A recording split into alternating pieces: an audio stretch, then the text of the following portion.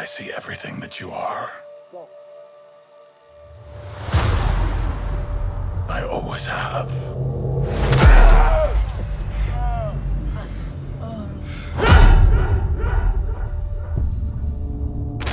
Chaske, what's it like for you to have to learn Sing language? And did you have any experience with the Sing language? No, I did not until I signed on to this series.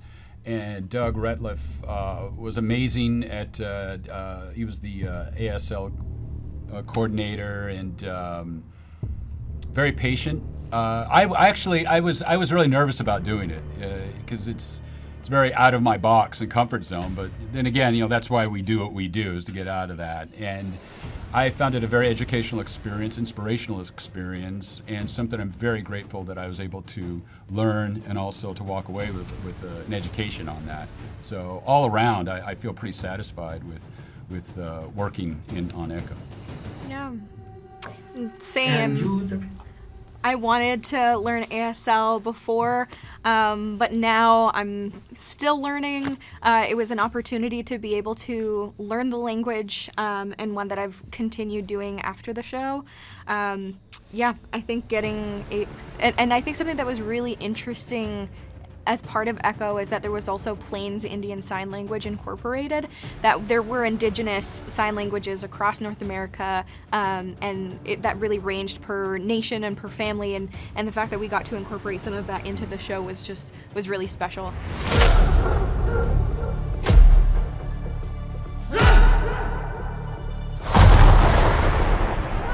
You have so much pain in you. You. So much rage. That you can't contain it. Echo, the series, has a lot of the origin and roots of the main characters. Marvel work a lot with origins, as we saw in Black Panther, for example.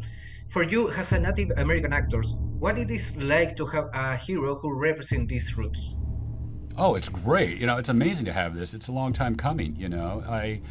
I'm very proud to be a part of this project. I'm sure everyone is. It's a bit of a groundbreaking show for Indigenous people and ASL people. So I'm very happy and grateful I was able to be a part of that.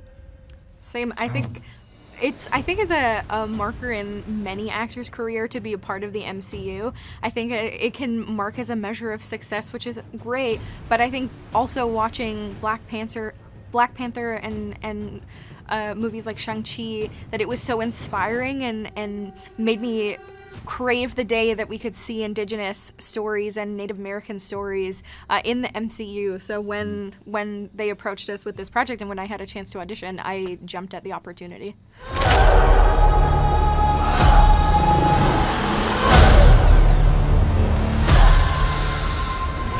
Devery, your comments on Killer of the Flower Moon generate a lot of noise, but it showed a truth that went beyond the performance of the actors, but how this terrible episode of the Osage was portrayed. What do you think is the major shift the film industry needs to make in order to move forward in a correct representation of Native peoples? I think to borrow from the disabled community, where they say nothing about us without us, is something that I think rings true for any community who's marginalized, and that includes Indigenous and Native American communities.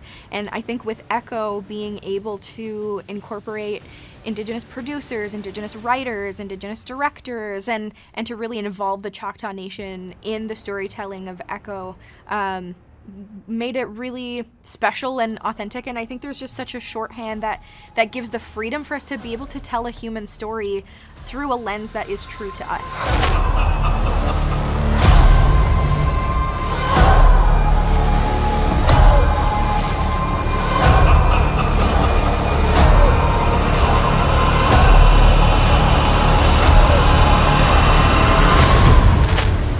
We can see the three first episodes of the Echo.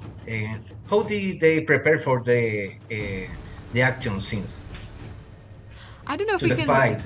fully get into what the action scenes Yeah, I don't think we can really are. talk about that. But I do know that Alakwa had to undergo some serious training Yeah, before. yeah. She was telling me that like she was training so many hours and her stunt double was incredible and she was like always downing protein drinks and she was undergoing some serious training. But for the rest of us, I think we have to be mum about that. I think she was trained like an athlete, pretty much. Oh, yeah, she was like an 100%. athlete. Yeah. See, no, Alagua is great. How was to work with Alagua? Oh, she's amazing. I'm really looking forward to people seeing her work and how what she brings to the table on this. She's a phenomenal miracle. I mean, she really is. You know, I've worked with a lot of people, and she just nails it. And she, not only that, she's a really sweetheart person too. So it's all the best and luck for her. And yeah, people are going to be pretty blown away by her. Yeah. It's honestly like she was born to play this role. Yeah, There was no one else. yeah. There was never anyone else for Maya Lopez except for Alakwa Cox. Uh-huh. You and I are the same. So, who's the monster?